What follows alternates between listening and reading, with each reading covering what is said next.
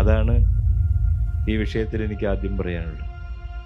തീർച്ചയായിട്ടും അത്തരം ഒരു കാലാതീതം എന്ന ഒരു സങ്കല്പം, അത് നീ സത്യം, ജ്ഞാനം, ആനന്ദം, നീ തന്നെ വർത്തമാനവും ഭൂതവും ഭാവിയും വേറല്ല, ഓതും മൊഴിയും ഓർക്കിൽ നീ എന്ന് പറഞ്ഞപ്പോൾ ഈ കാലാതീതമായ ദേശാതീതമായ സങ്കല്പം ശ്രീനാരായണ ഗുരു മുന്നോട്ട് വെച്ചു. എല്ലാ ഗുരുക്കന്മാരും അത് മുന്നോട്ട് ആ വിധത്തിൽ കാര്യങ്ങളെ സമീപിക്കുകയും ചെയ്തിട്ടുണ്ട്. മതാതീതമായ ഒരു ഗുരുസങ്കല്പം, ഒരു ആത്മീയത, അത് എത്രത്തോളം ഈ ഘട്ടത്തിൽ അനിവാര്യമാണ്? ഗുരു എന്ന് പറയുന്നത് മതാതീതം തന്നെയാണ്. ഇപ്പോൾ ഏത് മതം നമ്മൾ നോക്കിയാലും അതിൻ്റെ ഉപജ്ഞാതാക്കളായിട്ടുള്ള ആളുകളുണ്ട്, അല്ലെങ്കിൽ അത് കണ്ടുപിടിച്ച ആളുകളുണ്ട്, അല്ലെങ്കിൽ ആശയം ലോകത്തോട് സംവദിച്ച ആളുകളുണ്ട്.